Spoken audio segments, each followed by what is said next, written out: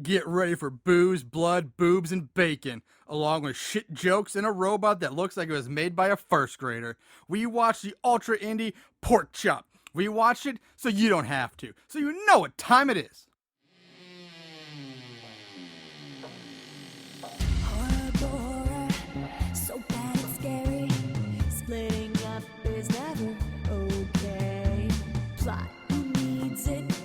Don't turn on the lights. Cars don't ever start, but that's alright. Running upstairs instead of out the door. Good acting, what do we need that for? Horrible horror, so bad it's scary. Enjoy the show, but not really.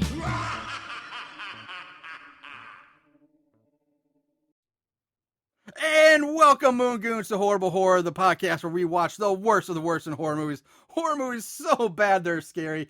I'm your host, Marshall Hampton. With me is my co-host, Mr. Aaron Southworth. Movie so bad. So bad. So bad. So bad. They're scary. That is true. We have a doozy for you this week, but first, before we even get into that, let's cover our Horrible Horror March Movie Madness Tournament bracket. Cleaning that. Let's get through that. Something like that. Like I said, last week we had a lot of more voting on Instagram. It's starting to pick up pace, so thank you for everybody who's voting. Round 2 will start probably today, tomorrow or the next day, but not, depending on when you listen to this, it probably doesn't matter, but it'll be starting soon. If you're listening to this in a year from now, you're like, fuck it. Fuck it. But so keep checking our Instagram for the round 2 voting, and keep your votes coming for that till we crown our champion. But moving on to let's cover the last round of round 1 matches. So we had Terror Train taking on Silent Night, Deadly Night 2. This was most of these were pretty lopsided, like almost complete. Silent Night, Deadly Night 2 is moving on. Saying that was the worst of the 2 movies. See, I would have been the other way around. Hey, you love Silent Night, Deadly Night 2. I did. I love that movie. Now this one, I went with the votes, but I personally disagree. We had Hellbride versus Thanksgiving 3. Pretty much it was all Thanksgiving 3 was deemed the worst one. Really? But I can't disagree because I think it's because not enough people saw Hellbride. I looked at some of the voting and it was back and forth. You know, I don't know because the Thanksgiving one, people are like Thanksgiving, that's a great series, and Thanksgiving 3 is awesome. Like, we're talking about the same movie because Thanksgiving 3, let's be honest here, that's a shitty movie. It may be shitty in the right ways and good, but it's a shitty fucking movie. And but I just don't know enough people saw Hellbride. Yeah, Hellbride because that sucked. was boring and awful, and that was worse. I'd rather watch Thanksgiving 3 again because at least it has the weird acid trip shit going on. Yeah, it's definitely weird. Yeah. Then we had Clown Camp Massacre taking on Holla. This was again a sweep for Holler moving on. Hallows Eve versus Leprechaun. Again, Leprechaun got a lot of love. Yeah. So Hallows Eve was deemed the worst of the 2 and is moving on. That's which easy. I'll agree with that Yeah. too. Then we had the Killer Eye, the original Killer Eye, taking on the Trapdoor, and again, It's got to be Trapdoor. Trapdoor Of course. Yeah. blew it away. That movie was horrible. and then one where I thought I was about to get lynched for this one. People were pissed off at me for this was even in the runnings, but New York Ripper versus Howler 2. Yeah, dude. Howler People 2, love those Felucci movies, man. Howler 2, clean sweep that Now, one. remember, these are randomly assigned. It was just We had to pick movies that we featured on the podcast, and when we did New York Ripper, none of us had ever seen it. It was just like, let's do it. What the hell? It made lists because I will admit, I stand by it. I did not like the movie. I liked it okay. I think that was one we split on, so it had to be considered because it was not one that was unanimously so bad it's good. It was split, so that's why it made the cut. People love those Felucci movies. Yeah, I hated the movie because I just couldn't stand the goddamn killer going around like Donald Duck, who I thought it was just stupid. But it don't worry, it's not moving on. It lost in round 1. It's better than Howler 2, which I would have said anyway. Oh Howler 2 yeah, absolutely. So now our shitty 16, if you will, is nice set. set. Nice. Shitty 16. Shitty 16. So look forward. We have Bloody Bible Camp taking on Camp Dread. We have Street Trash going up against Ginger Dead Man. Camp Massacre going up against I'll Always Know What You Did Last Summer. Then we have Cheerleader Camp to the Death taking on Dahmer versus Gacy. Oh, And I think we're going to have a fine. Our champion might come out this lower bracket down here, that bottom one. Then we have Zombies taking on Tara at Baxter U. And now we have Saturday Night Deadly Night 2 taking on Thanksgiving 3. Holla versus Hollow's Eve. And then Trapdoor versus Hollow 2. ooh, that's our shitty 16s. okay. So keep an eye out for those and get your votes in. So moving on to this week's movie, we did a super independent movie that was actually brought to our attention by the wonderful, talented Nunez siblings, Todd and Ashley Mary Nunez from the movie All Through the House, which if you haven't seen it by now, definitely check that one out. It's an awesome, awesome horror movie. It's starting to win a lot of rewards and you pick up steam. And they're really talented, coming out with more movies. Check them out. But they recommended in an interview with us, this was the movie that said was so we asked bad. him, so what's one movie you like that's so bad it's good, or so bad that you got a kick out of, or it's worth watching? They recommended Porkchop, and that's what we watched. Now, I don't know today. if they said it was worth watching, but it was a bad horror movie. It was definitely something they talked about. So I dug around, I found it, tracked it down. It's not streaming anywhere. I had to buy physical copies off of Amazon and get them mailed here. So I bought 2 copies, one for me, one for Aaron, and we watched the Porkchop. We did this. So Porkchop was released on the DVD on January 15th of 2010. It was written by Zach Bassam, Bassham, and Eamon Hardiman. It was also directed by Eamon Hardiman, who also did movies such as Pig Girl, The Crawling Dead, Zombie Babies, Catholic Ghoul Girls, Vampire Horrors from Outer Space. Sweet. And of course, the follow-up movies Porkchop 2, Rise of the Rind, and Porkchop 3D. 3D. Yes. So they must have really upped their budget then to get to 3D. They had to have. But like I said, it's only on Amazon. Now, let's talk about the cast real quick. We have, let's see, we have Dan Hicks, who he does the voice of Elron. He's in 32 credits, and he's in Evil Dead 2, Maniac Cop, Darkman, Wishmaster. He's in Spider-Man 2, and the cult movie My Name is Bruce. So he's done some big movies. He's got some experience. So he sounds like he's a Bruce Campbell tag-along. My Name is Bruce, Evil Dead 2, Spider-Man, who is also Sam Raimi. There's got to be a connection. I'm sure there is. There has to be a connection. I would guarantee it. Then we have Chris Woodall, who plays Richie. He's also in Zombie Babies, Porkchop 3D, and he did the special effects for this movie. Then the guy who plays Mike in this movie, Charles Sullivan, he got the part because he was a bar friend of Eamon Hart, the director. He was like, we drink at the bar. You want to be in my movie? All right, let's be in my movie. That's funny. And then we have the star is Ruby LaRocca. She plays Deborah. She's got 72 credits, including Call Girl of Cthulhu, Zombie Christ. Then we get some we're getting some good ones, huh? Bat Babe, the Dark Nighty, An Erotic Werewolf in London, Bikini Girls on Dinosaur Planet, Orgasm Torture in Satan's Rape Clinic. That's a movie. Rape Clinic. Rape Clinic. Spider Babe, Night of the Groping Dead, and The Lord of the G-Strings, the Female Ship of the String. Pretty awesome. Yeah, awesome. And then I had to bring this up. A cameo appearance in this by Ford Austin, who plays the news reporter Rich Richards. He's in 96 credits. And he's been featured on the show before because he was Jeffrey Dahmer in Dahmer vs. Gacy. Oh, shit. And he was in movies like Aliens vs. A-Holes, The Amazing Bulk, Showgirls 2, also Zombie Babies, and a movie called Slaughter Party, which is on my list to get to eventually. The Amazing Bulk. Amazing Bulk. Wasn't that a porn star? No. But I thought it was like this overweight guy, kind of fat guy. There might be, but he had a wiener movie... that looked like a submarine sandwich. He was just like this huge thing. No, The Amazing Bulk is an incredibly pathetic rip-off of the Incredible Hulk, and it's done with green screen graphics that look like they came off of an old Sega Genesis game like the Nice. 90s. It's awful. I haven't seen the movie. I want to, but I've seen screenshots and it's so bad. But the best thing about Ford Austin is he is the owner of what may be the best IMDb profile picture of all time. The picture is of a bald, rather toned man dressed up as a purple and pink unicorn, striking a very gay-tastic pose, complete with hooves. And it's fucking hilarious. I've seen it. I remember. I think you showed it to me last time. I highly recommend everyone look him up on IMDb just for this picture. It's worth a laugh. It's great. Love it. So with that said, let's carve up some bacon here. Let's get some. Oh, thank you for that. Oh yeah. Yeah. Let's go into Porkchop. Now we open with a guy and a girl at a lake. They're lakeside. They strip down, go swimming, skinny dipping. Going skinny dipping. Sadly, the first nudity we get in this movie is a dude's ass. So, followed by a giant, decent pair of fake, but still rather nice titties.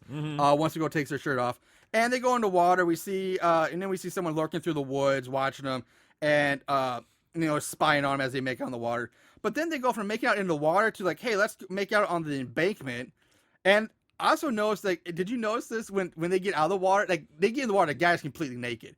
When they get out of the water, he's magically got, like, red shorts on. I didn't notice, no. Yeah. No, and it's funny because when you bring that up, I looked for a lot of continuity errers, which I found a lot Oh, there's a lot, yeah. But I didn't see that one. Yeah, I didn't notice it the my first time around, so I went back and watched, because they had the DVD had an audio commentary, so I went back. I've watched this movie, like, 3 times now. Oh, you poor bastard. Yeah. So yeah, he was naked, and then the very next thing we see him, he's wearing shorts. So basically they're making out, and then this guy, he just gets his fucking head split into two by like this giant blade. It's like a tree pruner. Yeah, I was gonna say it kind of reminds me of again like the Naginata. Well, or yeah, that thing that Charlie's Farm used. Only this one looks much more cheaply made. Yeah, it's like a shitty tree pruner. Is that what you think it is? Yeah. Okay.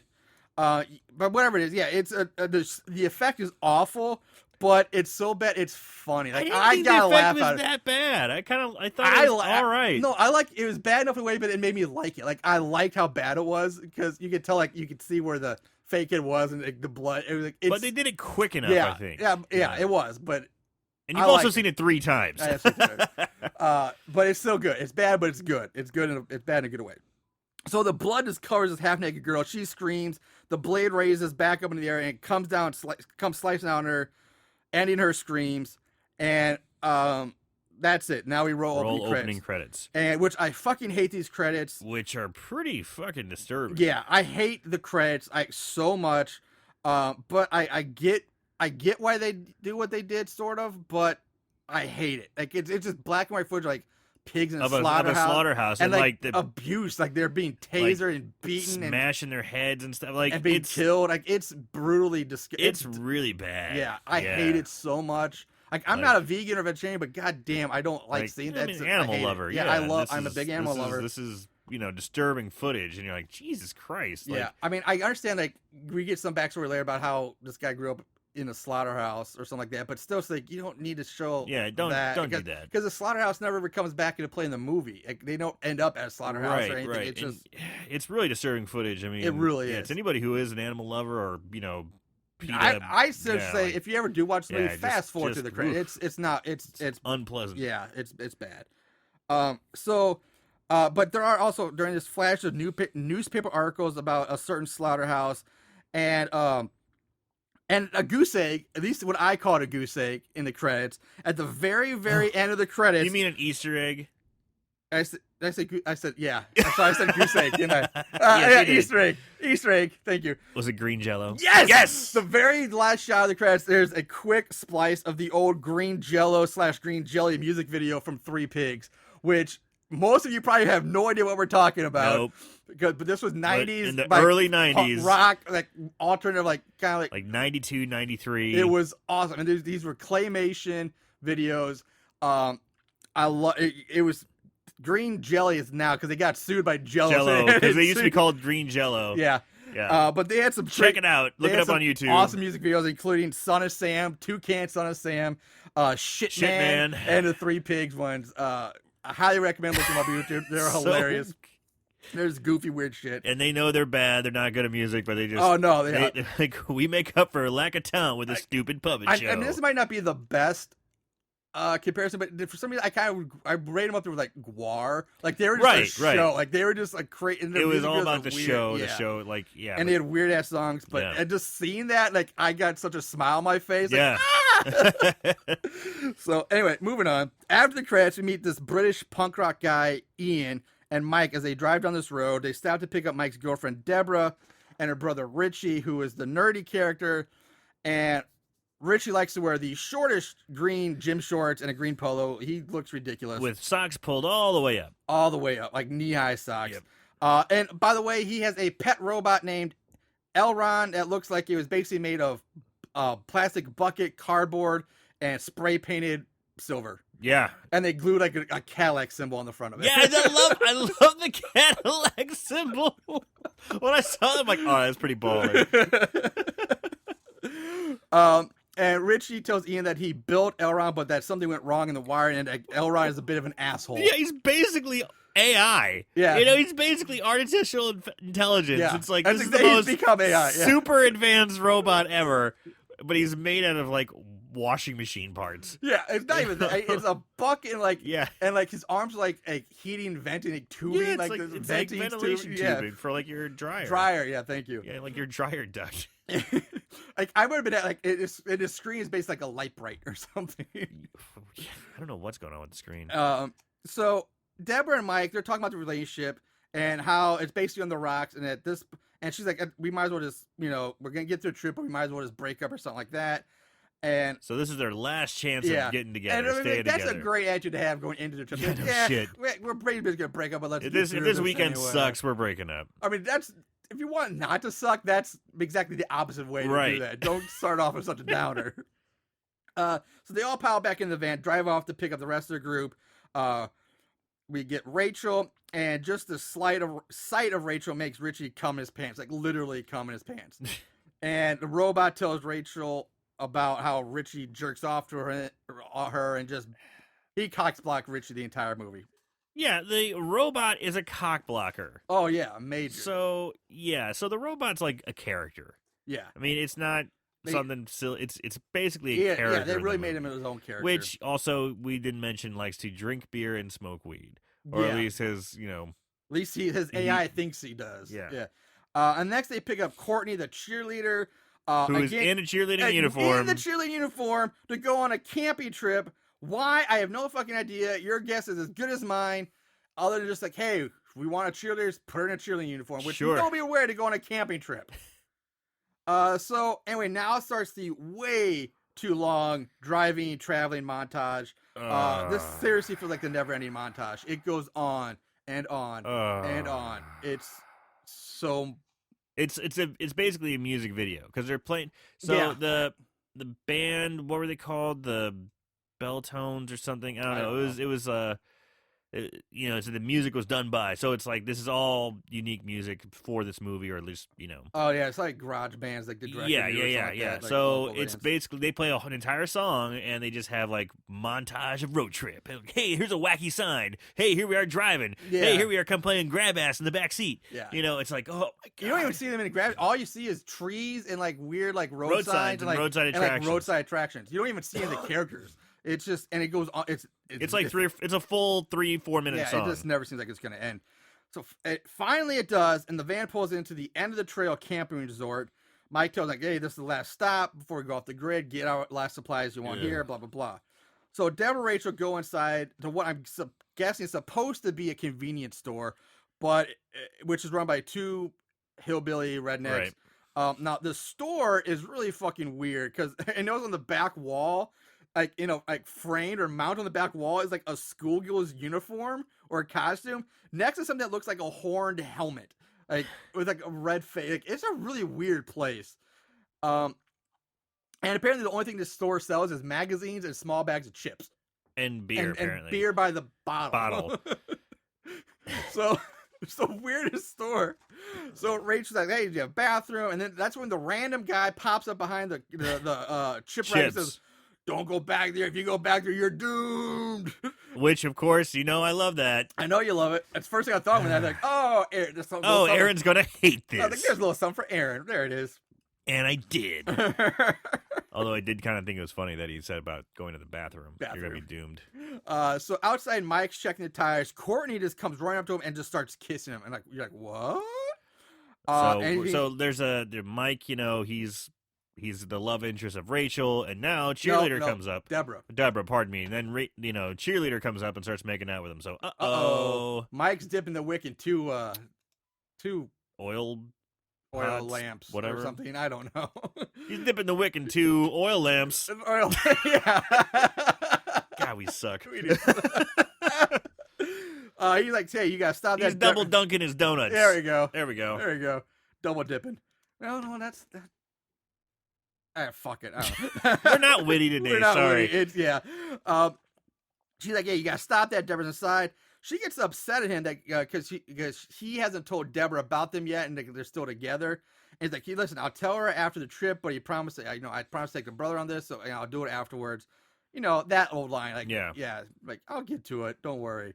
Like, no, honey, I'm gonna divorce my wife. Sure, don't worry about it. Right. This guy's got some balls. I did like his line. He's like, God, one day my dick is gonna get me killed. Yeah, he does. I'm just like, yes, sir, yes, sir. Inside, Ian and Mike, they're talking to the hillbilly store clerks, Bert and Teddy. Teddy's the skinny one. He's reading an old Alf comic book, which I thought was funny. Yeah. And he's played by the director, Eamon Hardiman. And Mike's like, hey, we're heading up to Camp Riverbend. And that's when Bert, the heavyset guy, tells like, oh, that's a fine place if you want to go on a picnic with your family.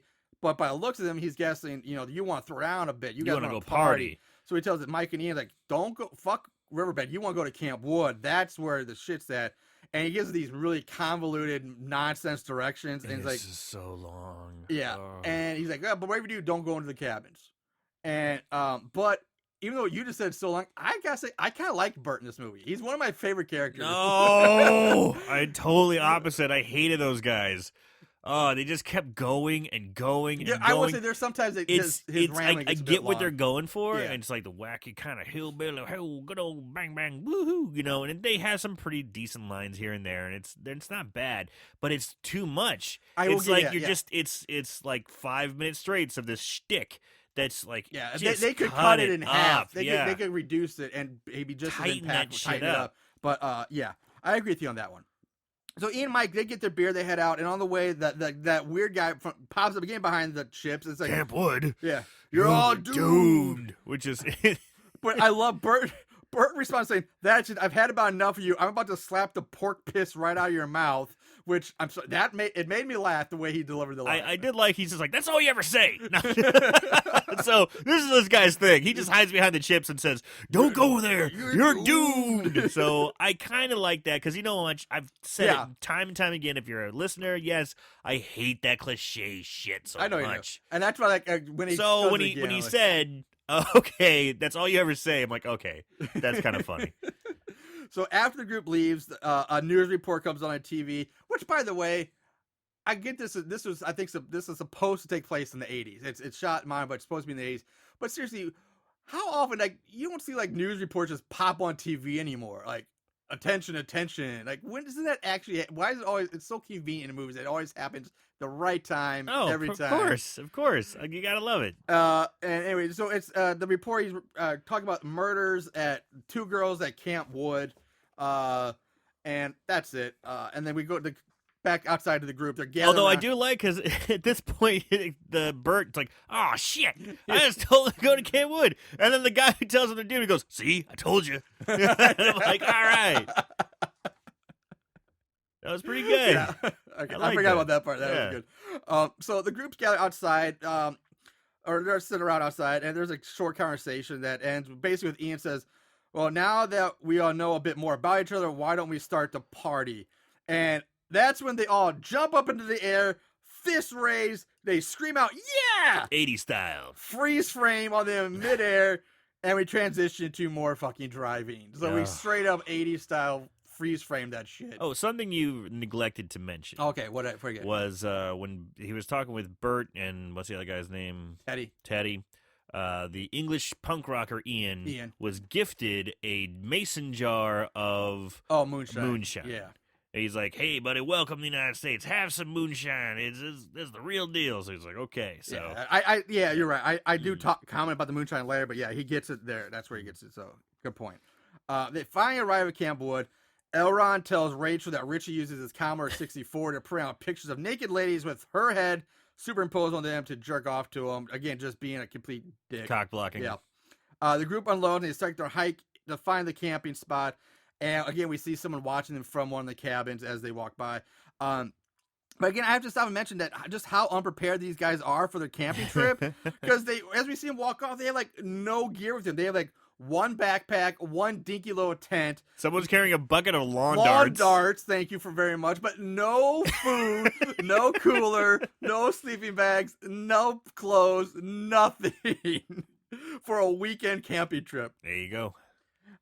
Finally, the group finds a camp spot. Deborah sends Ian and Richie off to get firewood. And Deborah mentions Carrie and Pete. And Rachel's like, they should have been here by now. So we get Carrie and Pete are the naked couple in the beginning. Yes, exactly. But there's a major flaw with this logic, being that Rachel says that Carrie and Pete should have been here by now. So that would indicate that the group had a predetermined meeting spot, that they had agreed to meet here. But we just saw them wandering around and randomly picking this spot. It's like, well, this one looks like good. And they were originally supposed to be at a different campsite. Thank you. That's my very next point. They agreed, yeah, we're all going to Camp Wood, and they just changed, spontaneously changed to Camp.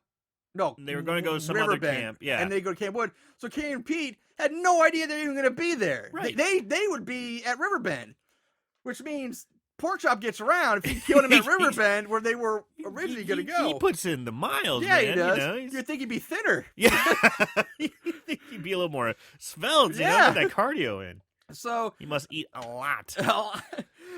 So we go back to Ian and Richie, and Ian's like telling Richie that his robot pal is going to be eating Rachel's clam soup unless Richie steps up and puts an end to that. Now, I like the dynamic between Richie and Ian. You like that? Yeah, they kind of like supposed to be like the buddy. Yeah, they just meet for the first time. Ian's the punk rock British guy, and Richie's this nerdy.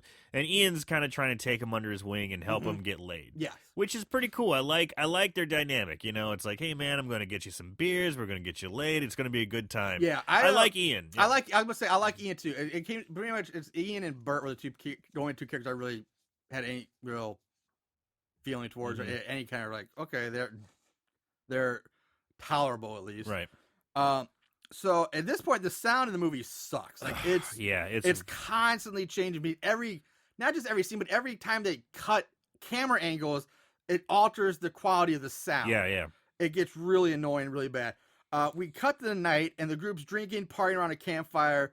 So that also means another montage, which seems to go on and on. Which it does. Yeah. Again, another whole song. Yeah. During this, we also see Rachel.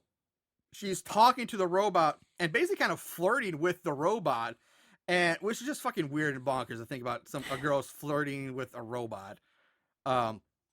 So you know what I just thought? The robot is like a bigger version of the kind of reminds you the what was that Nintendo robot?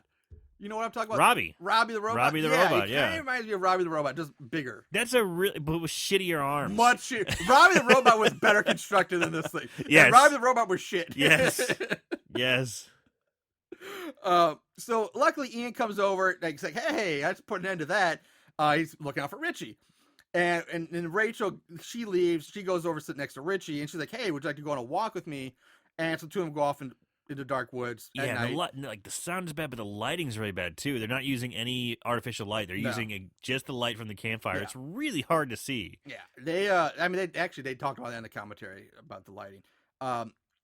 Mike, while they're gone, Mike starts the ghost story of the urban legend of Porkchop to the people that are still around the fire. And basically, the story breaks down like goes at near a nearby pig farm. That's close to the Camp Wood. There's this family. The son was forced to watch his father slaughter his favorite pig. His son was really upset about his favorite pig getting slaughtered. Attacked his father. Enraged, punched, and screaming how much he hates you. I hate you, father. So as punishment, the son was locked into a room in the back of the barn filled with pig corpses. And every day, the father gave the son pieces of his favorite pig to eat, but the son refused to eat them and ate mice, bugs, and anything else he could get his hands on. And then one day, the father accidentally left the door unlocked. The son escapes, creeps into the house, and takes the same knife that his father used to kill the pig and gutted both of his parents in their sleep, and then turned his parents' flesh into bacon, which he then ate. And now he lives out in these woods in some cabin and still hungry for human flesh. So that's the real quick rundown backstory we get for Porkchop. So after the story, we join Richie and Rachel out in the woods. Also, there's a shot of Elron before they do a quick shot to Elron. And we're talking about continuity. If you notice, the Cadillac symbol has fallen off at this point. Yes. Because the heat from the fire melted the glue that held it on. So they had to keep sticking it on. There's shots where it's on, it's off, it's on, it's off. They kept going back and forth. So Rachel's like, "Hey, Richie, I like you," and she's flirting with him a little bit. And she's like, "Hey, you have a drunk out girl out in the woods. What are you gonna do about that?" And he's like, yeah, he hesitates. He's like, she takes his shirt off. Boop, out come boobies. And Rachel is not a fan of bras. She doesn't wear a bra throughout the whole movie. And she has some nice little tits. And she also has a nice little tramp stamp. She grabs Richie's hands, like, puts it around her boobs, like, come on, let's do this. Let's do this. Richie pulls his hand back, embarrassed, saying that he got his junk caught in his zipper yesterday. Rachel's like, fine. And she just turns and walks away. That's the lamest excuse. Yeah. Dude, I'd be like, I don't care. It's a bloody stump. If this is my fantasy girl, which it is, I mean, I'm going to do anything I can to get going. Exactly. I mean, goddamn, at least finger her, go down and do something Like, if you make up for it. This my is your dick chance. looks terrifying right now, but it's going to be weird. Yeah. You're ready, girl. You're ready for weirdness.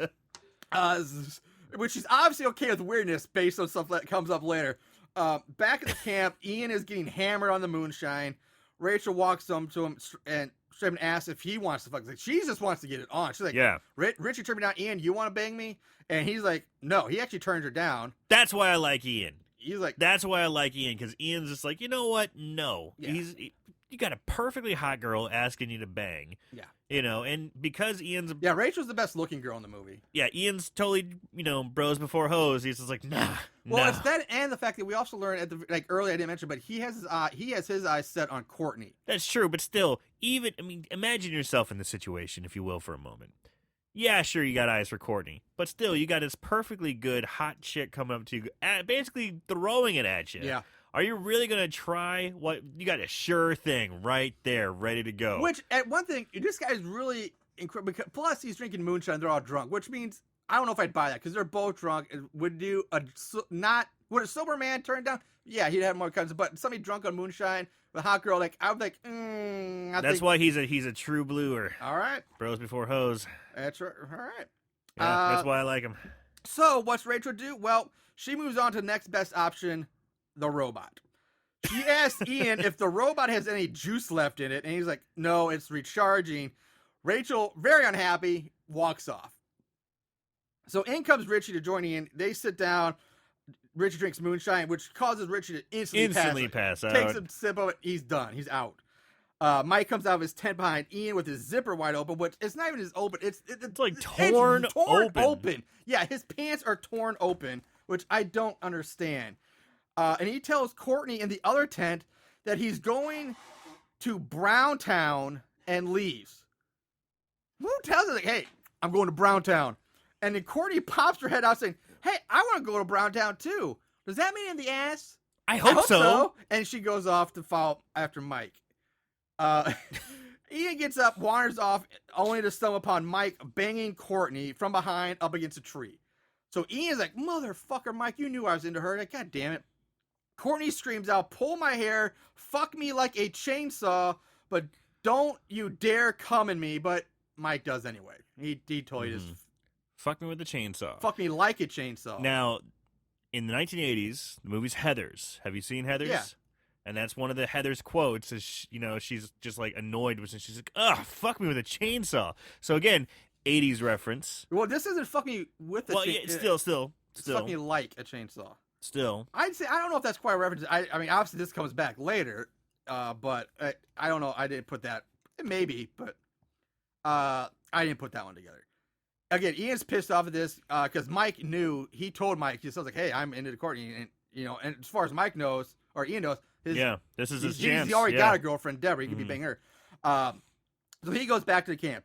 Mike and Courtney have some post-sex chit chat. The best part is when Mike just becomes super douche, and he mentions something like, "Yeah, because she says, well, what if I get pregnant?" Well, but first of all, it's not even that. He's like, like, oh yeah, you're still fucking Deborah, right? And he's like, oh yeah, or you're gonna fuck Deborah. He's like, oh yeah, we're gonna give it another shot. Sorry, but it's like basically, yeah, I just fucked you, but you're done. So, I'm going back to my girlfriend now. Came inside you. Now I'm telling you to your face, I'm going back to my girlfriend, who's also here. Yes. And then Courtney, that's when Courtney says, you just came to me, and Mike says, oh yeah, if it comes to that, I'll help pay for the abortion. Oh, Bert the hillbilly does it for $10 with a coat hanger. But so bad. I got a 20, you got 10. It's a pretty vile abortion joke. Yeah, it's like, it's pretty dark. That's so Mike just went from like kind of normal guy to super douche. We go back to drunk Ian, who has now stumbled upon this old house, and he goes inside, turns on the light, and he actually makes a comment about how shocked he is that this place actually has power, because I was about to comment on that too, but he did in the movie. Like, okay. And after a very brief look around, he decides to leave, but not until he takes a shit in the fireplace. And I mean, it's like, oh, I got a mean shit coming. You could take, 10 seconds, look around for the bathroom. Yeah. Or at least a toilet. It doesn't have to be working. I'd still want to sit on something or have some area where it'd be, where shit goes. You can sit on the edge of a tub or something. The place is going to have a bathroom. But yeah. And so now the sound effects and Ian's acting are incredibly over the top in this scene. Like, overboard. Like, it's too much. I mean, it goes from trying to be like, what kind of shit is he taking? Yeah, it almost becomes slapstick at this point. It's like a hawk coming out the back of his ass, or like something you see like an old like Adam Sandler movie. Like it's yeah. So during his massive shit, he grabs this crappily made God's eye, which he calls Debbie Gibson, and it basically grips down on bear down on it while you help him shit faster or better. And again, this scene goes on really long, way too long in my opinion for what's supposed to be a quick. I mean, it does need to be like you could get cut it in half, or even 3/4 of the takeaway, or just not fucking do it. Exactly.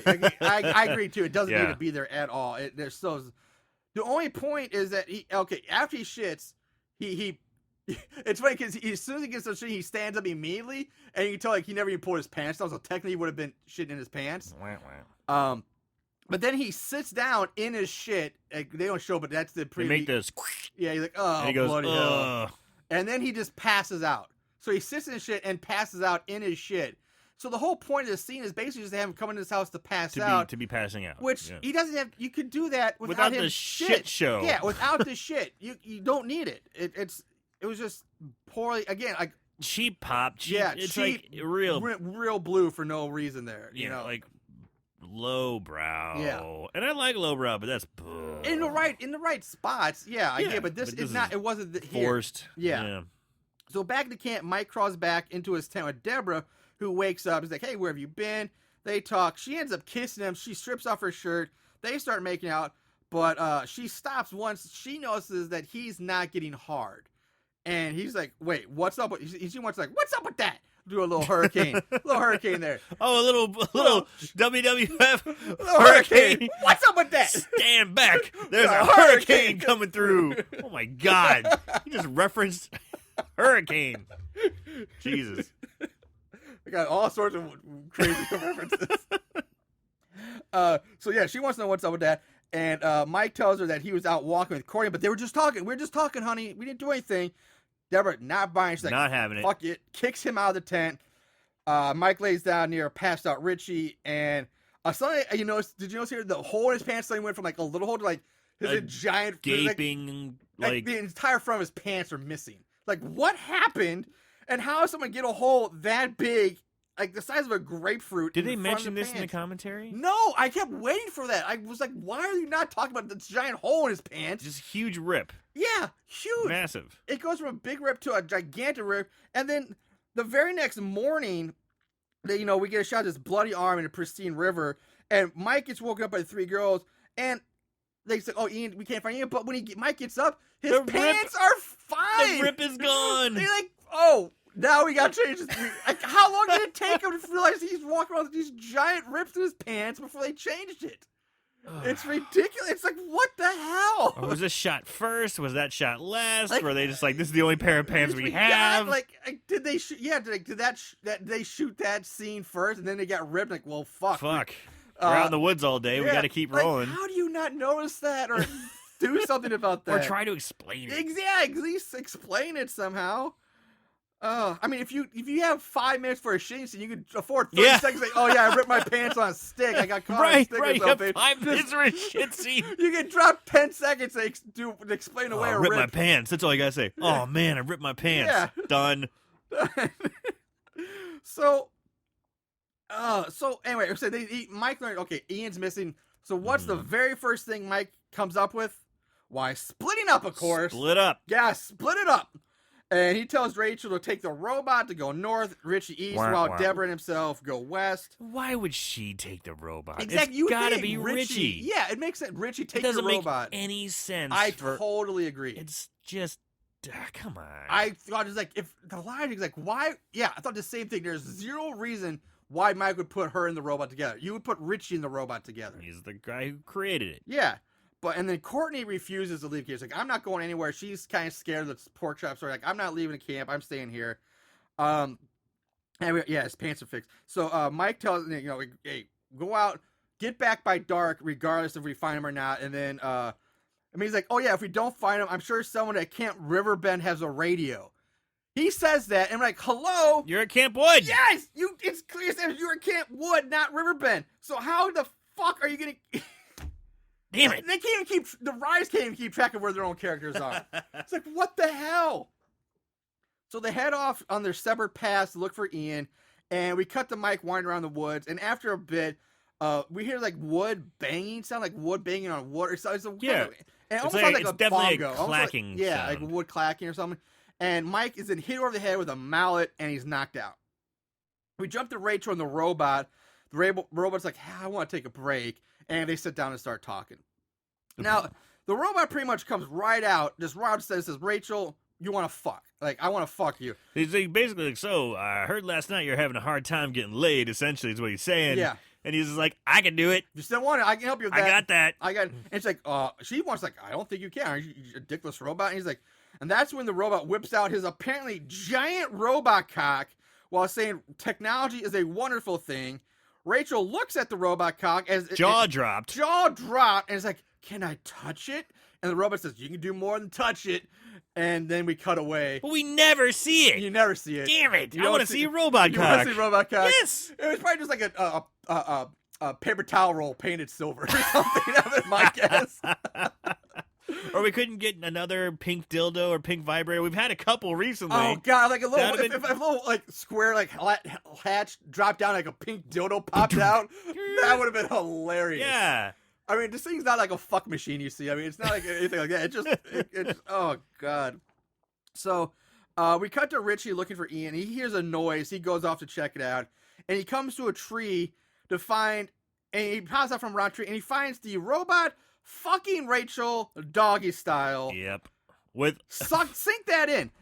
She's fucking a robot and screaming out, "Oh my god, fuck me, C-3PO, fuck me." She's topless, mind you. Yeah, she is topless. The problem is though, she's wearing a denim miniskirt, but it's pulled never down. Yeah, they never pulled it down or up, so you can tell she's completely. There's no way. No way she could penetrate. But still, the idea that this character would fuck a robot in the middle of the woods, doggy style, it's just bonker. I mean, what the hell, man? God damn it! That's pretty fun. So both of them look up and see Richie. The robot says, "See, Richie, I win again, you fucking douche." Yeah, and his face gets like mean. It's he's got like the slanted eyebrows. At first, he's got kind of this weird look, like it looks like he's going ooh, like his lips are round, and like when I say his face, it's like it's a light bright. It's like it's very light bright-esque. Yeah, it's like two squares for an eye and like a really small or yellow rectangle for a mouth. And then when he starts he's basically shit talking Ricky with his mean mug. He's mean mugging Richie. He's mean mugging. Well, he's banging his girl. Yeah, and he's just like, you see what I did? I win. Richie runs off crying and screaming. Rachel's disgusted at this. Yeah, she's disgusted at the robot's filthy mouth and meanness, but she's not disgusted enough to fuck him. Right. To which he does reply, "Come on, you know it was all good. Suck my robot dick." Yeah. Yeah, exactly. Yeah, he says, "You tasted the grease." Yeah. Now suck my robot cock. Robot cock. And she's like, she calls the robot an asshole, picks up her shirt, she storms off. We go back to Mike as he begins to start regaining consciousness, and we see the legs of the killer walk up to, it's Porkchop, and up to Mike, and he stabs him in the hand with a tent spike, pinning his hand to the ground. Mike starts pleading with the killer, "Leave me alone." He even tries bargaining with the killer, saying his dad drives a DeLorean, which is a sweet reference, 80s car there. Yeah. But dad drives a DeLorean, I'm sure you have that. The killer impales Mike's other hand with another tent spike. The Porkchop takes a few steps back, and then drops a green croquet ball on the ground, which I guess he just happens to carry those around with him. Pulls out a croquet mallet now, and then hits the ball with the mallet, into Mike's face, but it doesn't really hurt him. It's just like an ow. He's just toying with him. He's like, fuck. Yeah. He's like, "I'm gonna fuck with you." He's like, yeah, just smacks him in the head with a croquet ball, and then he walks up to Mike, and now we see Porkchop for the first time, and he's a very large, heavy-set man, dirty, torn overalls, no shirt underneath. no shirt, and he wears a full head covering pig mask, which is pretty good. Yeah, it's probably the best. I won't say effect, but I mean, it's not. The mask was cool Compared to how cheap and everything it else looks like he was hollowed out a pig's head and put it on. It's really good. I will say the pig mask is actually really good. So Porkchop then takes them out, uses the cave in Mike's face, and then just drags Mike's body away. So Mike's death. Mike, yeah. He's laying there unconscious. He's kind of in a Jesus Christ pose, if you will, arms akimbo. Yeah. All right, so he's laying there. He stakes one hand. I get it, but there's zero, his body doesn't move. He doesn't react. He doesn't roll over and try and pull it out. He just lays in that same pose. Right. When one hand is stuck down, it's like. Yeah, I see it, but it is weird. He doesn't try to get up or pull it out or remove or sit up or fight back. Granted, he's still waking up from being knocked unconscious, but still, I would think being stabbed to the hand with a tent spike would kind of bring you back to your senses a bit more. And what? Okay, got it. Self-defense time, go self-preservation kick. Fight or flight would happen. Yeah. It's like I didn't like that. That's a really good point. I didn't like he that. He just kind of lays there and takes it. I would have liked it better if he just would have woken up tied down, or hell, already staked. Yeah, something like that. That would be cool. And he wake up and he finds his hands staked down. That would have been pretty good. That would much better. So that would be a much more better explanation. Yeah, because if you get the one hand spiked, I could understand you kind of laying there, kind of in fear, what's going on. All of a sudden, one hand, bam, and then you got to do something. He doesn't even move. Even if you're laying down arms open, ready to go, crucified style, and one hand gets spiked. The pain is that you load. Your instinct is to grab the pain. Exactly. So your arm would just naturally come over. But you're right. He just lays there. He doesn't move at all. Yeah. It's weird. It's so unnatural. It is. You're right. It's very unnatural. So we go back to Rachel, who's trying to catch up to Richie so she can apologize and all that. She trips, and when she lifts up her head, her eyes are closed and her face is covered in mud. But her eyes are still closed, and she goes into this long monologue. Big, "I'm sorry, we can work this out, I really like you" apology monologue. And then she finally wipes the mud from her eyes, which I call bullshit on, just because the first thing a normal person would do would be to wipe their eyes clean after getting face planted full of mud, not give a 2-minute long speech about how she regrets fucking a robot with mud in her eyes going, "I'm sorry." So anyway, as soon as she opens her eyes, Porkchop appears right in front of her. She screams. He grabs her by the hair and punches her or stabs her with some sort of curved item. It's something. I have no idea what this is, whether it was a large tooth. It's real fast. It was a tooth or a tusk. Stick. Yeah, tusk. I don't fucking know. It happens so fast and it's so blurry. I have no idea what it is. All I know is, regards, the kill's fucking lame. It sucks. Yeah. So probably the worst. It's probably the worst kill in the movie. So night has fallen again, and we go back to Courtney alone at the camp, sitting next to the campfire. Deborah's come back. They talk, And this somehow leads to Courtney telling Deborah that she fucked Mike last night, and oh yeah, she might be preggers, but hey, we can still be friends, right? I got cheerleading practice. Maybe you can babysit for me. Yeah. And mind you, it's pitch black. Is that where she says the babysitting line from? Yeah. Okay, that makes sense now. I get it later. Okay. Courtney rambles on and on as the fed up Deborah just walks away from camp and Courtney's still talking. And it's pitch black. Pitch black. Pitch black, fire roaring. Yeah. So it's not pitch black because there's a fire roaring, but yeah. It's dark outside. It's dark. It's dark, but it's dark. Yeah. It's not dusk or twilight. Yeah. We cut to the robot now. Where it is now, dusk. Morning! Yes, thank you. Thank you. That's what I was getting at. Okay, that's where you're going at. Yeah. I forgot that was the next thing. Yeah, it goes from like midnight, 12:30, 1 o'clock in the morning to like morning, like 7, 8 o'clock in the morning. It's bright light. Like, what? Such a continuity here. Yeah, and so Porkchop comes up behind Elron. Elron's sitting there and he's just like, well, you did good there, Elron. And he's missing the Cadillac symbol. Cadillacs. His face is off. There's no screen on it. Yeah. Oh god. Okay. Let's talk about this right now because before I go on, we can talk about it. The robot's face is basically just again a super shitty light bright, but there's no consistency to it. It's on, it's off, it's on, it's off. I mean, there's several times when it has a face or at least facial expressions it sees, and the rest of the time it's talking and moving or supposed to be moving, and it's just a black screen. There's nothing there. Right. There's no rhyme or reason to when this thing is on, the face is on or off. It makes zero sense. So anyway, Porkchop comes up behind the robot, kicks the robot, which pretty much explodes into pieces. It's basically hanging on by a fucking... Yeah, I mean, it doesn't like it doesn't explode or break on impact. It just explodes in air. Like as soon as it kicks, he just kicks it to pieces. And then proceeds to hack at the remaining piece with an axe. So there goes the robot. So we go back to Courtney at the camp fire, and holy shit, it's night again. Yeah. It's just it's night again. Night again. So I don't know what's happening. I don't know what's happening in this movie. The laws of time do not exist in this movie. It's who knows? It's night, it's day, it's whatever they want it to be. She hears a noise and she calls out like, "Who's there? Who is it?" She gets no response. She stands up, and that's when she starts hearing like the pig squealing and grunting noises in the dark. Yeah. And she starts backing him. She backs into Porkchop, and Porkchop gets a little handsy here. Yeah. He starts like feeling up her leg, like groping her leg, and he gets pretty damn close to straight up grabbing vag in this. Like he's like right about there. How dare you, Porkchop? Yeah. Courtney musters bashing people to death. Okay, but hands off the lady. Yeah, come on now. Let's keep it classy. Courtney, she finally musters up the courage to finally run away. Basically scampers. Yeah. Porkchop stalks after her, and she decides instead of hiding behind, she's going to climb a tree in hopes of getting away from Porkchop. Which isn't in itself the worst idea. It's not a bad plan. It's really not that bad of a plan. He's a big giant dude. The only and problem is people don't always look up. They look straight ahead or down. They don't always look up. So in itself, idea and theory, not bad. And execution, very poorly done. Because she doesn't really hide. She just gets up like the lowest branch possible, which has no like leaves or branches to hide. And she just basically it's like, here I am.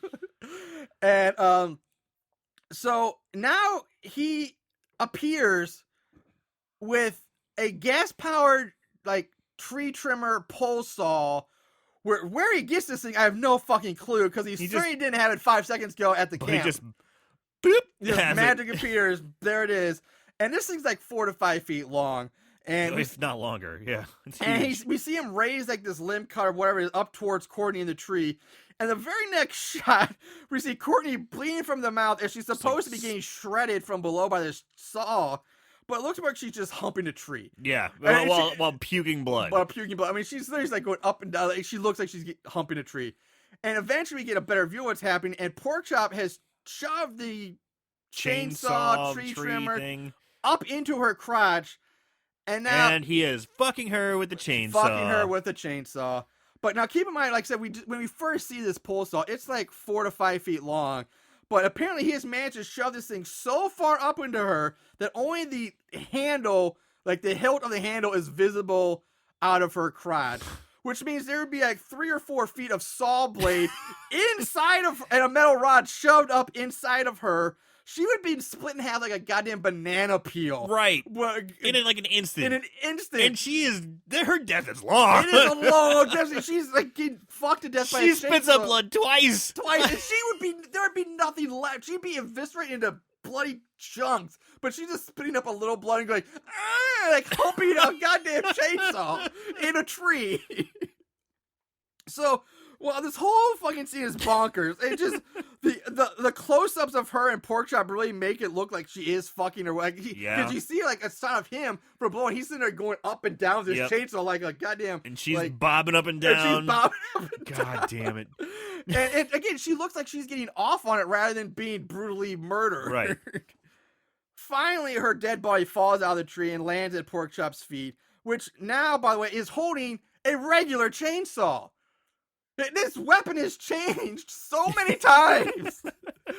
Where'd the tree trimmer go? This guy's a goddamn wizard. Poof. Poof. New Gone. weapon. We cut to Poof. It's daytime.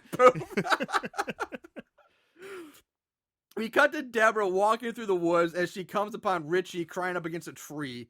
And he tells her about Rachel fucking the robot. And he's like, she tries to comfort him. And tells him, hey, go back to camp. You know, I'll be there. And so he does. He goes back to the camp. Deborah gets even more pissed off seeing that someone's hurt her brother's feelings. You know, he's hurt. So she picks up this large stick and it goes on the hunt for the robot. Like, Elron, I'm going to kick your ass. She's going to bash Elron. Yeah. And she does come across the bust-up remains of the robot. And seeing this, she drops the stick. She's like, oh, somebody beat me to it. He's dead. All right, I don't need a stick anymore.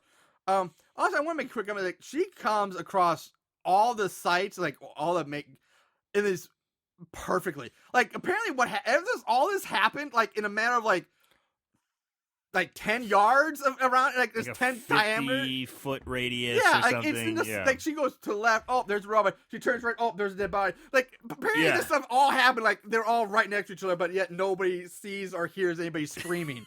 Nobody hears Courtney get gutted and eviscerated by a chainsaw. Chainsaws are pretty loud. Exactly, Pretty but nobody even hears the loud. chainsaw in the woods at night, which would echo really loudly. Nobody hears screaming. So where was I? Okay. So she hears a noise, and again, one of the oddest moves in horror movie history, in my opinion. Instead of looking behind her or start looking around her for where the noise came from, she looks up. God damn it! She up. Is she expecting death from above? Is Porkchop gonna come like parachuting out of the sky like a goddamn Army Ranger, like airborne trooper? Like, why is she looking up? War pigs, baby. War pigs. Actually, that's what my basic training. We were war pigs. Yeah. But what makes it even weirder is that she hasn't even seen Porkchop yet, or know that anybody's dead yet. So why? All is she she's seen is a Elron's busted up robot. Yeah. Which could have been Richie for all we know, or somebody else. Sure. Like, why is she looking up in terror at this? Like, it makes zero sense. It's just so weird. So she wanders further, and she comes to Rachel's dead body. Again, when I say further, not very far. She took like 5 steps to the left, and there's Rachel's dead body. To which she kind of starts crying and freaking out. Yeah. She freaks out at her sight, but realizes she has to get back to Richie, so she rushes off. Richie, in the meantime, he's gotten back to camp, and he's checking the tents for Courtney. Not seeing her, he sits down by the fire, still crying. He's ranting and raving about Rachel. He's still all butthurt about it. He drops his inhaler, and when he reaches down to pick it up, Porkchop appears and steps on his hand. He screams. He takes off running with Porkchop stalking after him. And Porkchop picks up a lawn dart along the way. And now we've suddenly gone from the woods to a cemetery. Yeah. So again, it's like, what? That's So now right. we're You know what? I didn't even think to a cemetery. I think by this point I'm just like, come on, fucking movie, and I'm just like, I didn't even put that together. But yeah, you go from a campsite, and then all of a sudden he's hiding behind a tombstone. Yeah, he's on a cemetery. That's right. And so there's a short game of cat and mouse here with Porkchop and Richie. Richie ends up making a break for it, and then Porkchop throws a lawn dart with the fucking precision of an Olympic archer that hits Richie right in the foot, pinning him to the ground. Like it goes like right through his Achilles heel, tendon to right, and pins him to the ground. And then with another perfectly aimed strike, he throws another one. This one manages to hit Richie right in the face, and it goes through like in his mouth through his cheek, pinning his face to the ground. So Richie then rips away from the dart, like rips his cheek open, and he like limps away. Not a bad no, effect. The cheek was pretty good too. That was one of the better ones.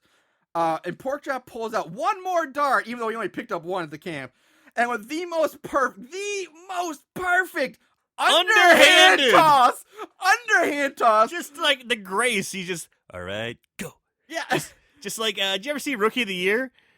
The stupid movie about the ball, the kid who becomes a Major League Baseball pitcher, plays for the Cubs or something. But then he like makes his arm goes back to normal. Scene, and he has to lob it in. He just floated in. Yeah, I like playing horseshoes or washers or something. He's like, here's a little underhand, and the dart comes perfectly straight down into the top of Richie's skull, killing him. It's so ludicrous and just preposterous, and that's what happened. It's ridiculous. We cut back to Bert and Teddy at their store, and Bert's carrying on about how much they need to be out partying with this group of camp boys. Like, oh boy, I need to be out there partying with them girls. And he's having he's talking about having one night of hot underage love. And again, this scene goes on for a while. Too long again. I swear, I think Bert, the actor who plays Bert, is just improvising this scene. I'm sure he is. Honestly, I think everything Bert does improv. Yeah. He just goes on a rant and he's like, all right, just roll and we'll let him go whenever. Ad-libbing everything. Yeah, he just, I don't think he never sticks to a script, I don't think. So Deborah finally gets back to the camp. Inside her tent, she finds Mike's dead body in a sleeping bag. So Porkchop, he did drag his body off. If you remember, after he killed Mike, he drug his body away. So, okay, he didn't leave the body there. It's all right. And he did return the campsite remember Richie, that's where he stepped on his hand. So maybe that's when he could have planted the body. It could, yeah. I mean, I'm not saying it's not believable. It's just, yeah. He went through lengths to get him back in that sleeping bag and everything. And it's the only body. Like, he doesn't move any of the other bodies. Yeah, it's the only, like, gotcha scare, like, ooh, he's psychological. Yeah. So, she does have the whereabouts, though, to grab a flashlight and a knife before she leaves the tent.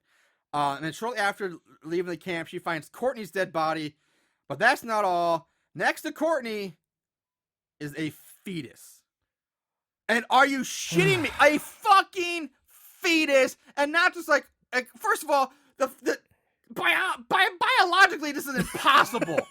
Even if she did get pregnant from banging Mike, that fetus, it wouldn't be, it's like the size of a goddamn chihuahua or something. It was the size of an infant. Yeah, it's like I don't even know, like, okay, when my baby was, before my baby was born, seeing the ultrasound, it was like the size of the baby at like 7 months. Like, it's about that baby should have been bursting. And if that baby was that big, it's like Courtney should have had a big old pregnant belly. It was so ridiculous. Stupid. And I think they even mentioned it's like a midget or something along those lines. I don't even know, but it looks weird.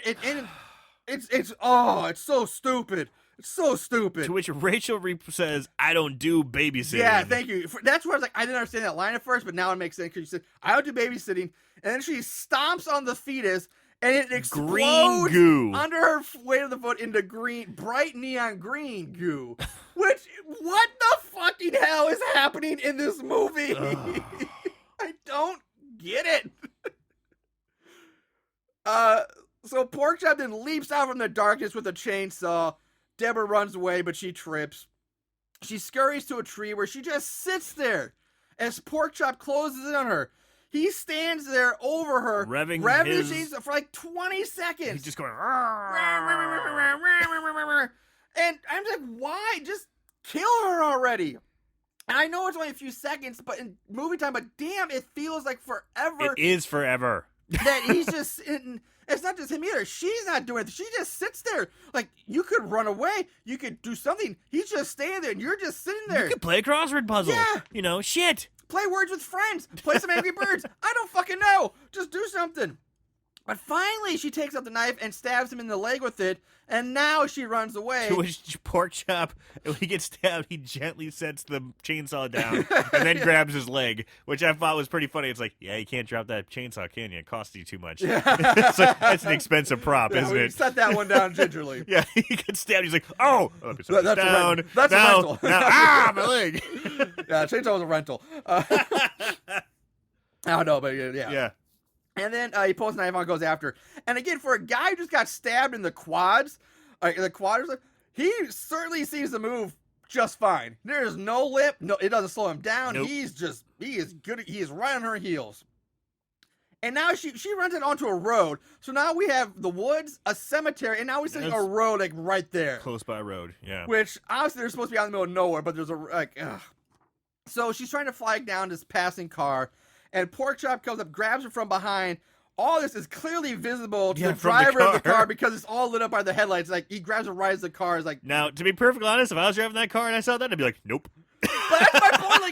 Like Deborah elbows Porkchop a few times in the face, caused him to drop her, and they roll down a hill. Dude, she throws some decent bows. Yeah. This part when he grabs her from behind, and she kind of, like, props up. He's holding her off the ground, and she's able to kind of prop up a little bit on his, and then throws some decent looking elbows. I'm like, Jesus, yeah. I just guys my point is like the driver doesn't even slow down or stop. Like, this person just basically watches a innocent woman just get murdered by a guy, a psycho in a pig mask. Yeah, that'd be me. That'd be me. I'd be like, nope. Not even trying to help. Not stopping. Nope. Sorry. And there's a girl like, help. And then giant pig man grabs her and takes her back in the woods. I'm like, sorry, girl. Shit. I'm just going to turn on some music here. Sunshine, lollipops, and rainbows. Yeah, like down on Easy Street. Or feel so or whatever that song. I don't know what that. Well, that was from Walking Dead. Yeah, the Walking Dead one. Well, no, I was just singing something. I know you were singing. I went to Walking Dead route. Okay. But I couldn't remember the words. So, other than Easy Street. You only heard it like 30 times an episode. I know, but it was a while back. So, anyway, Deborah crawls up the hill. She limps down the road, and she comes to like this old white house, and she decides, you know what, I'm tired. I'm going to take a seat. Yeah, I'm just going to take a seat in the front step right here. It just barely escaped the clutches of Pig Monster. Yeah. And then she starts to cry and talk to herself. And the acting here is atrocious. I hate this scene. Like, it's bad. But thankfully, Porkchop shows back up with his chainsaw, putting an end to that garbage of a scene. And again, shit gets fucking weird and stupid. Because when we see Porkchop, he's not going right after Deborah. Is he trying to do like the Texas That's Chainsaw Massacre like, wiggle? He starts standing there in the clearing. He just swinging his chainsaw around and thrusting it at the camera, and just not doing it, just standing there. Yeah. And then we see Ian rubbing his eyes as he walks up behind Porkchop. Like, are you fucking kidding me? Again, I don't care how fucking drunk I am. I am not walking up to a crazy man in a pig mask wielding a chainsaw. I don't know what, but that's exactly what Ian does. Like, Hey man, he's punk rock. So Indy stands there laughing at Porkchop while singing drinking songs and drinking more moonshine. Porkchop turns around. They just stand there looking at each other for a while. Like, hey, what's up? Like, they don't say anything, but they just stand there looking at each other. Ian spills moonshine. He's like, hey, how you doing, mate? And he like splashes him with moonshine. It's like, whoa. Yeah, like, sorry about that. And then Porkchop looks at the moonshine, looks up at him, looks up and down. Again, they just stand there looking at each other. Porkchop raises the chainsaw, but again, he just starts waving it around. He doesn't attack Ian with it, which he could easily just kill this guy like he's killed everybody else. And Ian gives zero fucks. He's like, fuck. He's like, whatever. Yeah, there's no fear in Ian. Porkchop's just waving a chainsaw around. Now we cut back to Deborah, who looks up at this. So I guess again, this is all supposed to be happening like right in front of her. Yeah. But again, after another 30 seconds of chainsaw revving, she finally says, "Ian, look out!" Even though he's right in front of her, or he's right in front of Porkchop, and they've been staring at each other. He leans in. He's just like, "Hey, what is going on with this guy?" You know, and like, then she's like, "Look out!" Even though you could have warned him, like, you know, maybe when he was walking up behind the guy, say, "Hey, Ian, might not go to the guy with the chainsaw." Oh, yeah. So, and So that means the line like 2 minutes. She's been sitting there watching this. It hasn't said anything to Ian until just now. Nothing. It doesn't make sense. So Ian drunkenly says something which I couldn't get, and then from out of nowhere, the grass erupts into flames, which leads to the spilt moonshine on Porkchop to go up in flames as well. So now Porky is engulfed in fire, which again is poorly done because it's just a close-up shot of a bonfire with Porkchop staying face behind it going, yeah, and twitching and screaming. So I watched this scene twice, like right after each other, because I'm like, what the fuck just happened? Did I miss? Did I just blink too long and miss something? No, I watched it again. So what the impression I'm getting is that, you know, Ian leans in like, hey, what's going on, love? What's going on with this guy? And then I listen and you can hear like chink, chink, like someone trying to light a lighter. And I think it's Deborah who's lighting a lighter and setting it on fire. Now, again, you can't see any of this because it's like you can't see it. No, that would make sense because the only time you see, when she first sits down on that front doorstep and she starts crying herself, she has a red Bic lighter in her hand. But again, it makes zero sense because if she lights a lighter to throw it, it has to be a Zippo. It would have to be a Zippo. It has to be a Zippo. So again, it wouldn't work. It makes zero sense because it's a Bic. You can't throw that. Light it and throw it. So again, none of it makes sense. You don't see it. You just see all you see is you don't see her throw light. It's just the gas. Just suddenly is on fire. The grass is suddenly on fire. Porkchop falls down dead. Surprising though, no longer on fire. Nor is he burnt, charred, or smoking. He's completely fine. But he's just dead. He's just dead. Ian crosses over to Deborah and asks her, why did we just burn that man alive and where's everybody else at? And she says it's a long story, and the two of them chit-chat as they walk away, arms around each other. We cut to Bert and Teddy popping up out of nowhere now, dancing over Porkchop's body. And Bert's all excited and pumped up because this means that they get to take credit for killing Porkchop and will be locally famous. They'll know our face in North Dakota. Yeah, or wherever the fuck they are. West Virginia. They're supposed to be West Virginia. But they even mentioned North Dakota. Which okay. Was... We go to a blackout, and then a title card comes and it says, sometime later. And we're back at Bert's little store, which is now more than it's gotten bigger, but it's clearly a dive bar. It's just a dive bar. It's just a bar. It's probably where the director drinks. Yeah, it's probably where he found his talent. In the back table of in the bar, there's a table marked souvenirs. Sits Teddy, who's telling like greatly embellished and over-exaggerated stories of his bravery in taking down Porkchop to some townie girl. White girl dreads, totally by the way. Hippie type. Total hippie, yeah. White girl dreads to just say no to that. We also know that Teddy bought out Bert's share of the store, and Bert's still around doing his thing, but they got rich from selling the movie rights to their story and the success of their book. And Teddy says that Bert's around somewhere with his vampire chick and zombie schoolgirls, which are reference to Eamon, the director's other movies, Catholic Ghoul Girls and Vampire Horrors from Outer Space. Pretty funny. Yeah. I get that now. Yeah. Yeah. So Teddy is posing for pictures with his tourist family that comes in. When a news report comes on TV talking about how the bodies of two local teenagers were just discovered outside of Camp Wood, mutilated nearly beyond recognition in what the authorities are calling a copycat scenario to the Porkchop murders from the 1980s. So how far is this? Yeah, because they clearly mentioned in the movie that Rachel, they talk about owning Commodore 64s and we love the 80s and stuff like that. And so now it's like from the 80s. So now we're like at least in the 90s or something like that, even though Teddy's wearing the exact same clothing he did throughout the whole movie. And so we never really get an idea of when exactly into the future we've gone, but it's been at least a decade now. Teddy, I think, says peachy or something like that. And then blackout, roll credits. That's Porkchop.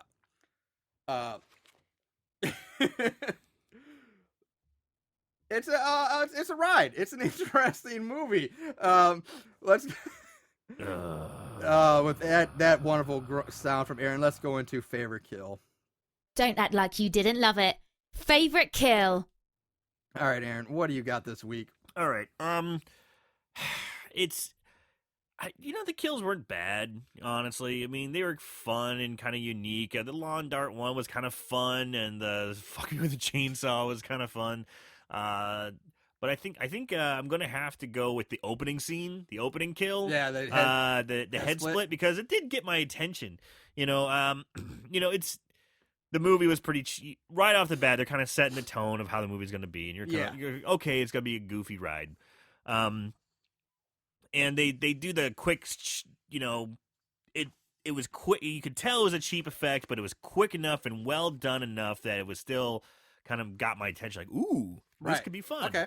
So that was my favorite kill. That was the opening kill, setting the tone. Yeah. I was probably going to go with that one too.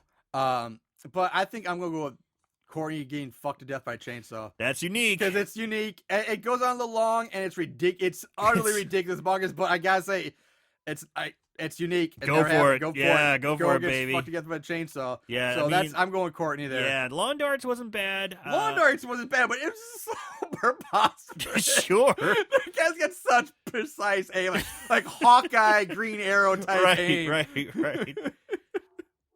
All right, so let's move on to favorite kills. Oh, I'm sorry, odds and ends. Odds and ends. We just did favorite kills. Yeah, we did. We just did it. We're going on to odds and ends. Not only did they watch these films, they researched them too. Ugh, what is wrong with these guys? So fucking ratings. IMDb 5 out of 10. Wow. Well, yeah, higher than I thought it would get. Rotten Tomatoes. There's no official thermometer score, but a 55% audience score. That's pretty high. That's high for our movies.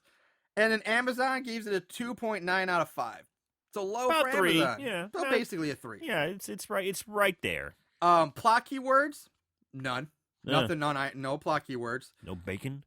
No bacon. No panties. No robot. No. Now hold on. Were there panties? Like Panties, true? like- Well, yeah. You saw little Courtney. flashes of panties here and Yeah, there, but well, I'm that's talking still like panties. true panties though, where the panty guys would go panties, Only it would be Courtney when Courtney was getting when she's getting climb up the tree and stuff and running and away. when she's getting banged up against the tree, you clearly can't. Her panties were still there in the way, but or the cheerleading skirt, whatever it's called, bloomers. Thank you. So on the trivia. Now there actually was a decent amount of this, plus some extra things I picked up from, like I said, watching the commentary. All right, lay it on me, brother. First of all, there was only one pig mask made and used throughout the whole production. Wow. So they managed to hold on to keep that thing in good repair for the whole thing. Keep it clean. There's the actress Erin Russ, who played Rachel, replaced another actress who was originally cast as Rachel, but just never showed up. The montage of traveling, that footage of the countryside was shot by Eamon Hardiman and Chris Sullivan, who played Mike, during a road trip prior to the production of the movie. So that was just like, okay, yeah, I got this. Let's just use it. Aaron Russ and Ruby LaRocca were both flown down to West Virginia to act in this film, so they were flown in for this. Huh. Chris Sullivan also nailed his campfire monologue about Porkchop's backstory in one take. The movie was filmed over the course of several weekends. Moreover, Ruby LaRocca had an incredibly high fever and was horribly sick on the last weekend that they shot, which was also the last shot which makes it like that acting is so bad at the very end of the movie with her. It's because she was like horribly, horribly ill. So was that the final scene with Porkchop? Yeah, the wiggling around. Yeah, and, where she's sitting on a step and acting. The scenes here we go. The scenes in the convenience store were shot in a bar. That's obviously, straight up bar. That's what I was gonna say. It's got to be the same goddamn bar. It probably is. It has to be. So one of the two writers of the film, Zach Bassam, aka Zakula Von Nasty, from the rock horror band The Big Bad. So if anybody know who that is. Oh, The Big Bad. That's kind of a reference to Buffy the Vampire Slayer there. Is it? Yeah, they always refer to the bad guys as The Big Bad. So it's The Big Bad. Okay. Yeah. Cool. I didn't know that. Learned something new. Speaking of which, 20th anniversary of Buffy the Vampire Slayer. Oh, God. Started 20 years? Started in 1997. Yeah. All right. God damn, we're old. Yeah. All right. The black and white footage in the opening credits was shot at a local slaughterhouse. So if that was real footage, like, they need to look into that because that's some cruelty to animals going on there. Brutal shit. There's some like guy beating the shit out of a pig, and that guy needs to be. They need to check in on that. Real bad. Yeah. Jane Scarlett, star of Flesh of the Beast, whoever that is, was originally cast as Deborah, but passed along the role to her former co-star Ruby LaRocca when she was unable to film due to a family emergency. So she's like, we're just probably like, I don't want to do the She movie. Here, you take it. Dude, I love, there's this great episode of Portlandia. I don't know if you ever watched that or not. I saw like the first 2 seasons. It's so funny because they're just, they use the, it's like, well, family emergency. No one's going to question you. You always got that in your back pocket all the time whenever there's something you really want to get out of. That's funny. Great. All right, now here's some stuff from the commentary I got. The robot was built on top of a Walmart purchased remote control Hummer that hardly ever worked. It was supposed to move more, but never really did. Most of the budget went towards wardrobe, gas, and plane tickets to fly in the actors. Oh my God. Ruby hated her character's outfit, even though it was. No, you didn't wear it much. Ruby never got naked. Ruby. Rachel was the one who got naked. My bad. There is no music playing during the filming of the party scene around the campfire when they're all so dancing. They're just randomly dancing. And Chris Woodall, who played Richie, said he was trying to do his best Crispin Glover impersonation of Friday the 13th 4, which is where he's doing that weird dancing. Yeah. And the thing was, like, the story, I'm sure to listen to, but if you don't, when they were shooting the movie, they were playing, I think, AC/DC's Back in Black, which is why he's dancing like. But when they went back and edited, they totally changed the music, so his dancing, that's why it looks so fucking weird, because they totally changed the music they were listening to when they shot it. Or I didn't something. know that. So yeah, so that's what, and then it took several months to film this movie due to only shooting on the weekend. So it took them a really long time to film. That's pretty impressive, actually. That's some consistency. 7 months. Several. It didn't say. Oh, seven, I thought you said 7. But at least I want to say it was at least 7 though. They said it was a long time. I was about to say there's got to be change in season. Oh, they talked about how cold it was in some of these shoots. How long can those people be? Like, if you flew them in, how long did they stay? It was like a weekend. They shot on the weekend, so they fly in maybe like a Friday night, film like Saturday. Where are they flying Sunday. in from? I don't know where, but they said they shot in West Virginia, so they flew into West Virginia somewhere or somewhere close by. And in commentary, they were talking about how like sometimes it was down to 30 degrees. Like Courtney's death scene, like she was freezing. She was so cold, and like she had to keep pouring more blood on her. And they wanted to use, but she was how cold it was. So it took a while. But so yeah, that's what I got for the trivia from everything for this movie. But surprisingly and awesomely, we can go on to the budget game. Time for Aaron to blow his wad with the budget game. Oh, yeah. Yeah, excited about this. The budget game. Kinda, yeah. All right, Aaron, what do you think is the budget for Porkchop? Obviously, it's super low budget. Super duper low budget. And when you say the majority of the budget goes to plane tickets, outfits, and gasoline, Gas. You know the shit's got to be low budget. So I'm going to go low budget. And, man, it's like I've had such bad luck. I feel like if I go I'm afraid I'm going to go too high. I think I'm going to go too high here, and I'm going to say 15,000.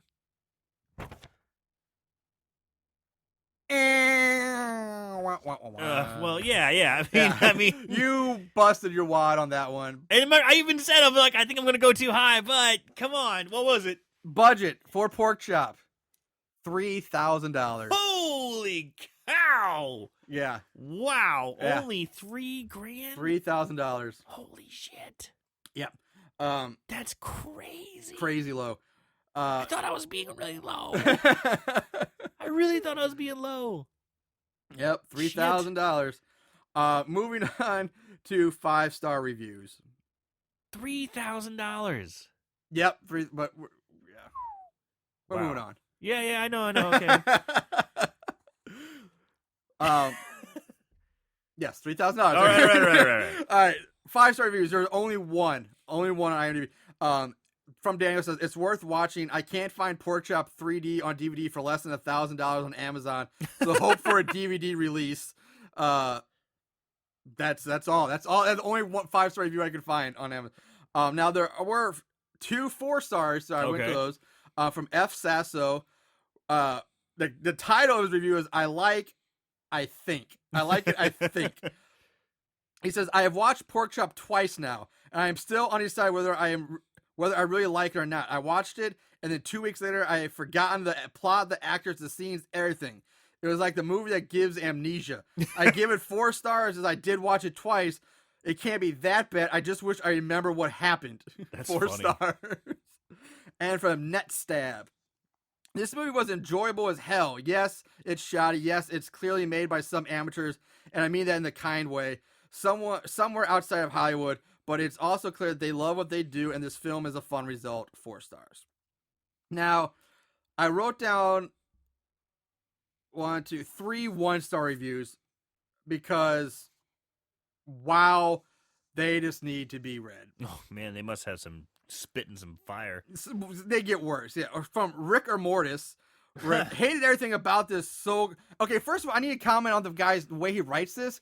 It's not that he wrote everything in all caps like a lot of people do, but he capitalized every single word, which is really weird. Yeah. Like, just write all caps or no caps. Like, why capitalize every single word? It's really strange. But he hated everything about this so-called horror movie. Complete abortion. I hope the 3rd graders who wrote this crap aren't proud of themselves. I hope these people never make another film. 1 star. Brutal. Well, they did. They made a bunch of other ones. And they probably made more money off of it. So go fuck yourself. And from the Horror Boy. Do not believe the early reviews of this movie. They were written by people associated with this trash. I love horror movies. This is not a horror movie. It's just a DVD with some bad footage filmed in a very poor video camera. The gore is cheap, the violence is cheap, everything about this movie is cheap and bad. It's not even funny bad. These people made this DVD to steal your money. There is no talent here. I'm writing this review so that you save your money. Don't be fooled by the cool cover art, which is the only thing decent about this DVD. This is just a lazy movie with nothing to offer horror and slash fans. You have been warned. 1 star. Oh. Yeah, that's a bit hard. Now, this one, sit back with your popcorn and enjoy it. This guy goes on a rant from William Kate, titled "Not My 80s." They play the whole 80s vibe throughout the promotion of the film, but it's nothing like an 80s film. Sure, they're in the woods that look like they're probably the backyard, but never in my day was there a cardboard robot dropping bad runners and fake British guys who are just so annoying you pray for their death. A stupid spelt wrong, STOOPID. That's killer, bad effects, horrible acting, and shitty directing. This film is a waste of time, and the film is a waste of time, and as a longtime lover of slasher films, trust me, I've seen them all, and this is easily one of the worst. It makes Killer Workout seem like a piece of gold. I don't think the guy that made this film was old enough to really understand the 80s mindset. He basically took every stereotype and tossed it in a really stupid film. I guess in his mind, the 80s was all day glow with synth pop shirtless girls, woods that are just woods. I don't know how long I keep reviewing this film. It's making me think about it too much. It's stressing me out. Okay, so I'll do a quick list as to why this film sucks. Jesus Christ. Yeah, even though he says, I can't keep doing this, but I'm going to do it. All right, number 1, the woods. Now, if you're saying a horror film, a slasher film in the woods, you have to pick woods with personality, or at least dense enough to look creepy, dark, cluttered, so it's hard for the victims to run through and not a pile of sticks that anyone can get out or see what is coming. 2, the robot. I understand that it seems funny when smoking pot with your buds because there are quite a few robot films in the 80s, but if you're going to blend genres, please do it well and make the robot look like a robot, not cardboard. And rethink the one-liners and the idea that a robot can have sex and feel pleasure, please. You're getting into dumb territory. Why didn't you see it? I don't know. Number 3, the killer. There is such a small backstory as to why it kills that it doesn't even need to be there. Something about a child in a slaughterhouse, Texas Chainsaw, a history of brutal killings, every film ever made. See where I'm going with this? That's not really. Not really, yeah. Number 4, the pig mask. Motel Hell, if you know your 80s films like you say you do, you would know that the pig head was used in Motel Hell, and to iconic degrees. Things like a hockey mask come on, man. Can't copy classic films without real 80s fans calling you out on it. And number 5, boobs. Okay, I'll give you that one. Yeah, there are a lot of boobs, and you can never go on boobs in a slasher film. So basically, I don't even get to go into a horrible plot and bad fake British guy annoying, and not in a funny, good way. Kids, the bad special effects, blah, blah, blah. You get the point. It looks like this was shot on a cheap VHS camera, which has a certain charm to it, but it's a film production-wise, seems to take itself too seriously. For that, there's no depth to the film. Rather, it looks cold and cheap. Avoid this crap and call it a day. 1 star. Man. That guy just... He really didn't like this movie. Yeah, but he didn't quite get it I don't either. think he really did. I mean, compared to like the whole thing about, come on guys, Motel Hell, use pig masks, you're gonna call you out on copying things. There's only so many masks that go around. What was that guy's name? Oh, well, William Cate, William C-A-T-E, Cat. William Cate. Yeah. Go fuck yourself. Plus, they use a pig mask in the Saw movies. You're not bitching about that one either. Yeah, that's true. So, Go fuck yourself. Yeah, go fuck yourself and relax a bit there, Yeah. man. All right, with that said, let's go to our final thoughts here, final words on Porkchop for this week. Okay. I mean, to a degree, I mean, it did really try to, it even says, 80s horror fun. And, while I did say go fuck yourself to the guy, there's something I was going to mention that kind of came along is that, yeah, if you're going to go 80s, I mean, you go 80s, I feel like you kind of had it there. They even had a little bit of like Men in Hats, like when they had the We Can Dance. It's like our, oh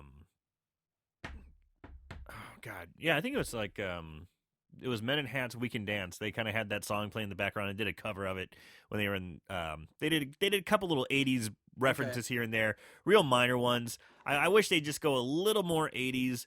They didn't do the 80s speak, like duh, whatevs. Yeah, what do you want to call it? The 80s vocabulary, ease. the- Yeah. They didn't yeah. have any of that, which I kind of was like a little bummed by. I was hoping for a little bit of that. That's something that I agree. He mentioned a DeLorean. Yeah, They didn't really have the 80s clothes nailed down. they did the best they could. I mean, they Yeah, were. The tall socks, the shorter shorts. I get it, big but guy and I sellers. know you're on a low budget, but you can hit a thrift store, man. Yeah. You can find some good shit at those places.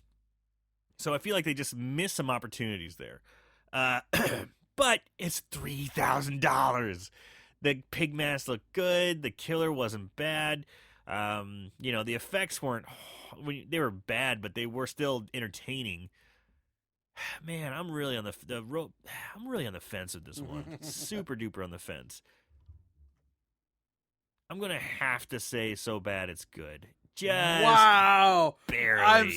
I didn't think. I thought you were sure Just you were gonna hate barely. And I mean, there's parts of me I'm just like, oh god, that sucks. And one thing that did kind of suck was that it took an hour to get going. It It does. took- It does have a slow. It does take a while. Too slow of a build. I mean, give us a little something. They in need between. to have like another some other kill like the kind of break up the slowness Yes, of whether it's 'cause- a townie or Right. somebody else or a random hiker.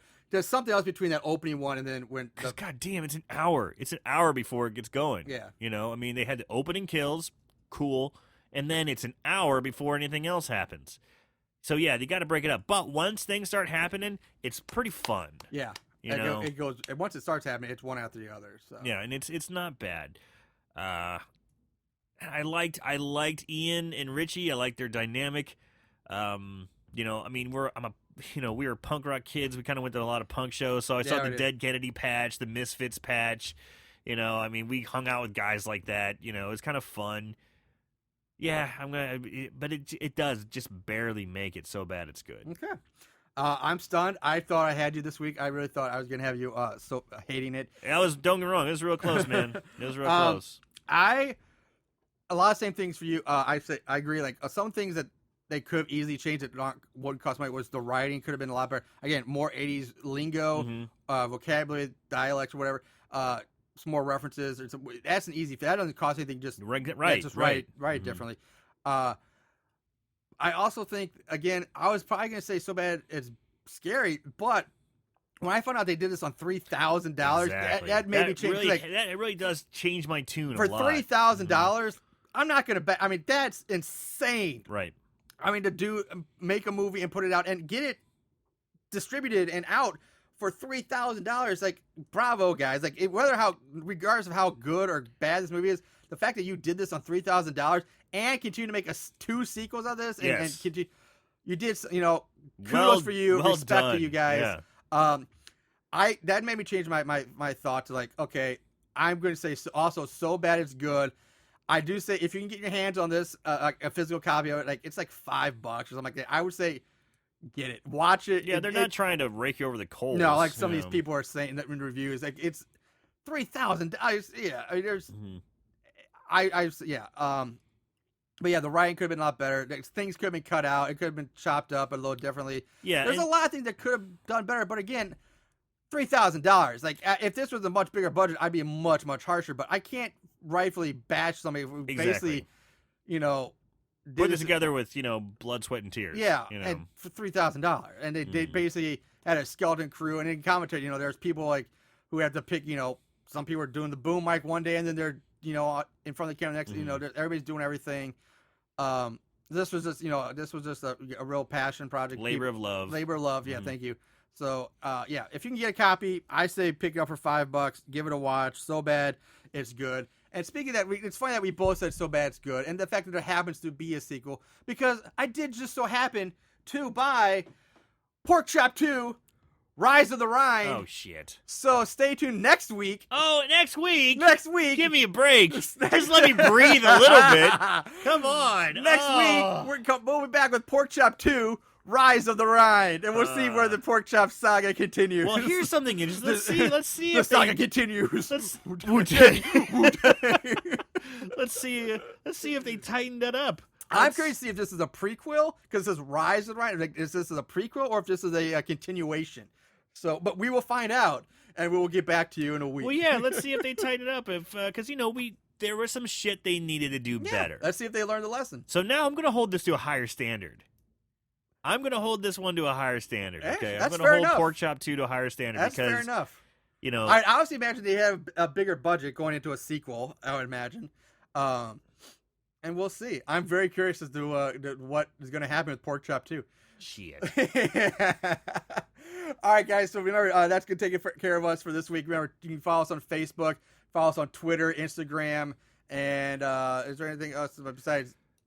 We're on Twitter, we're on Instagram, we're on So Bad Facebook. It's Scary. Everything else is Horrible Horror Podcast. Yeah, you can check us out on iTunes, Google Play, Podbean, or at our website, horriblehorrorpodcast.com. Yep. Write us, let us know. You can contact us on any of those social media forums, no problem. Again, I'm just going to go ahead and give a shout out also to Ray Merrick. Please check out his website, the Horror Syndicate. As we mentioned last week, his wife passed away. He does have a GoFundMe site set up for it's GoFundMe.com/GoElizabeth.com, or at the GoFundMe, you can search it. So, yeah, I'm just going to give him a shout out there. But again, yeah, check us out too. All right. Yeah. We'll be back next week with Porkchop 2, Rise of the Rhine. So in the meantime, everybody, watch more horror movies and remember to keep it tight. Wait.